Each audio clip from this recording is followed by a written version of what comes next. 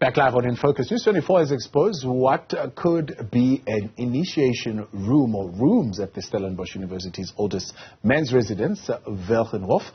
Various items were found in the so-called punishment room, including masks and used condoms. University management conducted a surprise inspection after an anonymous tip-off was received. Social justice activist Busisiwe Seabe joins us now for reaction to that story. Busi, good to have you, and thank you very much for your time. A surprise inspection would suggest that, I suppose, the university did not know of the existence of these two rooms. How likely a possibility is that?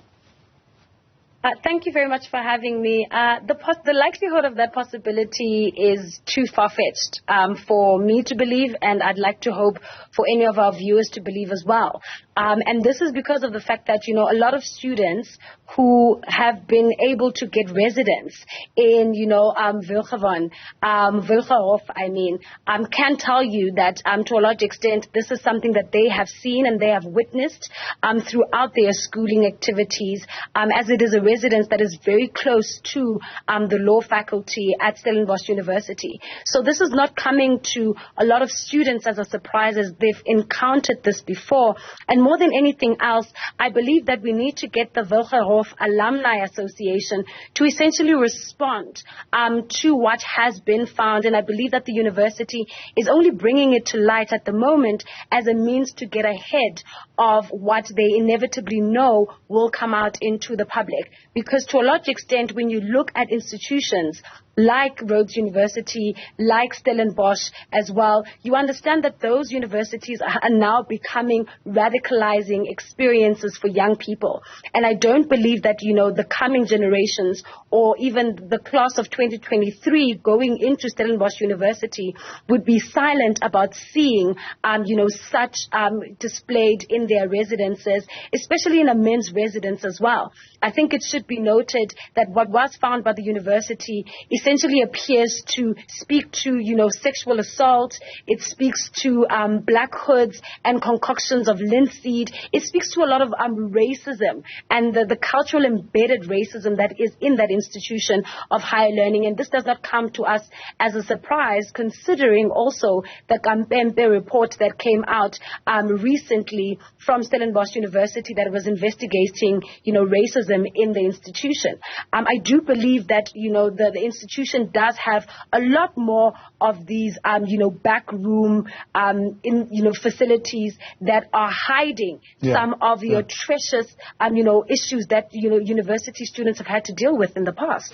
So what are the students saying? They're saying there's no boot camp style exercise program of any sort that is going on. And my other question would be, this private company that seemingly has been given this indemnity to be able to conduct these exercises that may lead to injuries and possible deaths. Yes, definitely. I mean, from some of the conversations that I've had with, alumni of Stellenbosch University, and particularly alumni from the Wilgenhof residence itself, they do speak about how Stellenbosch and the residence represents Afrikaner fascism, masquerading as a celebration of free thought more than anything else. And this is why we say that, universities like Stellenbosch are a radicalizing experience for many young people. And even the private, institutions and the private notions that have been brought into the institution to be able to facilitate training programs, to be able to facilitate transformation within the institution are essentially biased to a large extent and aren't well capacitated to be able to enact a lot of the work that they've been called to do in the institution of higher learning. I mean, this particular incident with Stellenbosch University is very reminiscent of what is currently happening in Cape Town as well. When you look at institutions of higher learning as microcosms of society, you understand that what has been found by the university is remnant of, what is currently happening with the Cape independence move that is essentially surrounded and you rooted in apartheid nostalgia. And you get a sense of not only the culture and institutions of higher learning, but you also get the entrenchment and the conditioning of young people around racism spread out outside of the institution of higher learning. So the university finding such things is not a surprise. The reaction of students also will not surprise a lot of us. But more than anything else, what is particularly interesting is the fact that the university is calling for an audit and they're going to investigate. And the question becomes, what is there to investigate as opposed to holding the Wilgenhof Alumni Association, responsible for a lot of the atrocities that are being found on the university campus. This can't be the first time that the university is conducting this audit.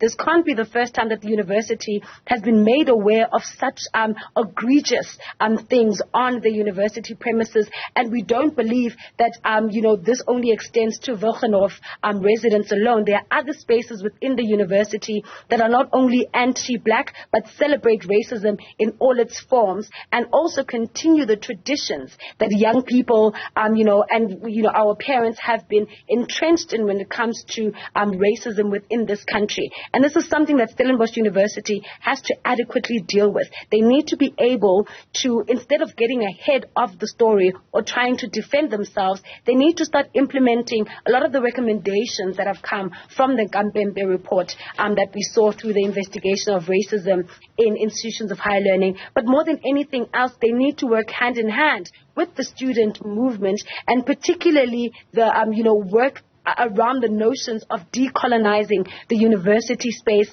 and looking at what decolonization then means in terms of, affording or creating an environment where all young people feel included, where all young people have an equal opportunity to access higher education, where they won't be singled out, and where we won't have incidences of male sexual assault or female sexual assault on campuses being recorded and stored in, the infrastructure of the university. To a large extent, what we're seeing now is a lot of the egregious and a lot of the harmful traditions and cultures that have been entrenched in residences, that have been entrenched in the university, coming out in full display for us to be able to see and to be able to rectify those issues before the coming class of 2023 goes into institutions of higher learning, yes, where they could potentially be subjected to a lot of what we're seeing from these hidden rooms that Stellenbosch University is now discovering. Help us understand here,